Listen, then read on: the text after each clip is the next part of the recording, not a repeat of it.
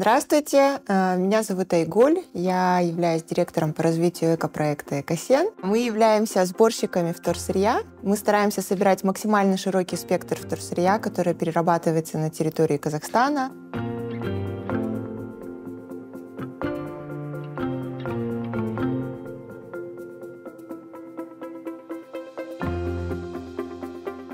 У нас нету своей переработки, у нас нету своего завода, но у нас есть достаточно большая база. Получается, все, что собирается в пунктах, все, что вывозится из компании, привозится на базу, там сортируется, делится на фракции. Фракции — это виды вторсырья. Макулатура отдельно, картон отдельно, стекло отдельно. В зависимости уже от требований завода готовим, транспортируем и отправляем на переработку. На начальном этапе экопривычки, они не очень сильно, наверное, повлияют на бюджет. То есть они не принесут прям какую-то значительную экономию. Но чем больше вы делаете, чем больше вы внедряете, тем больше вы узнаете, тем больше расширяются ваши знания, расширяется спектр привычек, и, соответственно, в большей мере это уже может влиять на бюджет. То есть начинать все равно придется с малого, незначительная экономия будет. Первоначальная какая экономия? 10 тенге сэкономили в супермаркете на кассе, не купили пластиковый пакет. То есть начинаем с этого. Купили вместо 10 полулитровых бутылок воды, купили 1 5-литровую и в стаканы просто каждому разлили, скажем так, из гостей. 5-литровая дешевле выйдет, чем полулитровые бутылки.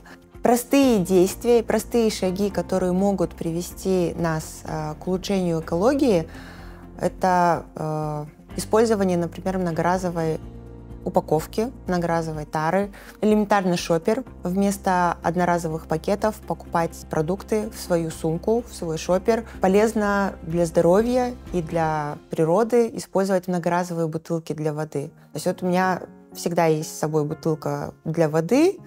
Утром, уходя из дома, я набираю фильтрованную воду. В течение дня, даже если я не в офисе, достаточно легко найти место, где мне бутылку опять заново наполнить. Также термокружки многоразовые, покупая напитки горячие в свою упаковку, в свои многоразовые кружки, термокружки, мы тоже проявляем тем самым заботу о себе и о своем здоровье. Экономим ресурсы кофейни, то есть они уже меньше стаканчиков используют, тем самым им меньше их надо покупать.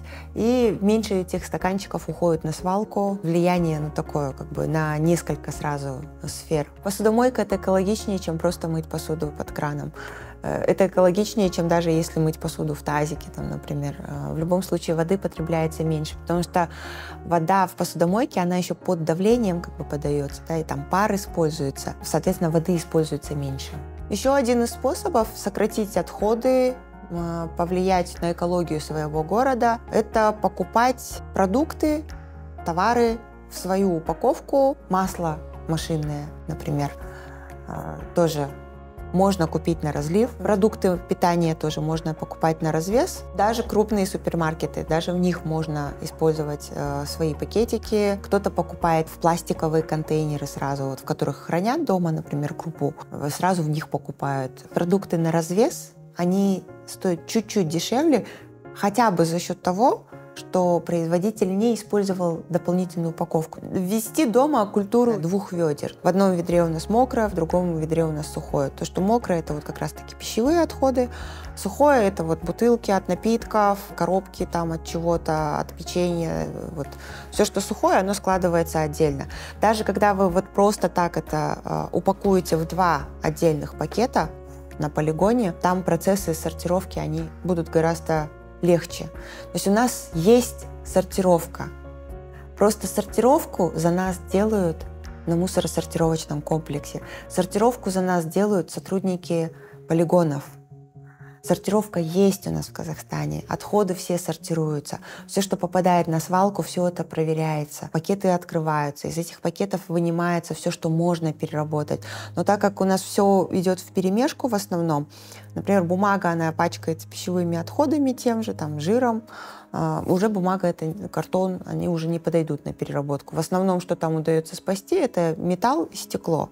А пластик, если там уже что-то начало бродить, где-то там уже что-то осталось и начало загнивать, пластик такой уже на переработку не подойдет. Батарейки и вообще электронные отходы в общий мусор сдавать нельзя ни в коем случае. Электронные отходы относятся к категории опасных отходов. Если в вашем населенном пункте нету пунктов приема вторсырья, это не значит, что, скажем так, для вас нет альтернатив и сделать совершенно ничего невозможно.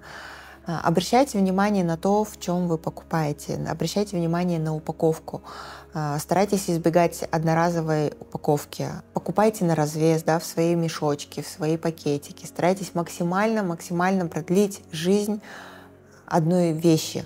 Эко-привычки, они влияют на нас и постепенно меняют наше отношение к потреблению. Внедряя что-то одно, вы постепенно увеличиваете знания свои, и уже совершенно меняется культура потребления. Покупаются более качественные вещи, которые служат дольше, которые потом можно передать, если не на переработку, можно передать через благотворительные организации на повторное использование. Хотя кажется, что это все незначительно, кажется, ну вот, что я один могу сделать? На самом деле мы очень много можем сделать. Каждый раз, когда вы делаете, вы вдохновляете других, вы подаете пример другим. Вы стимулируете человека к тому, чтобы подумать о том, как он потребляет.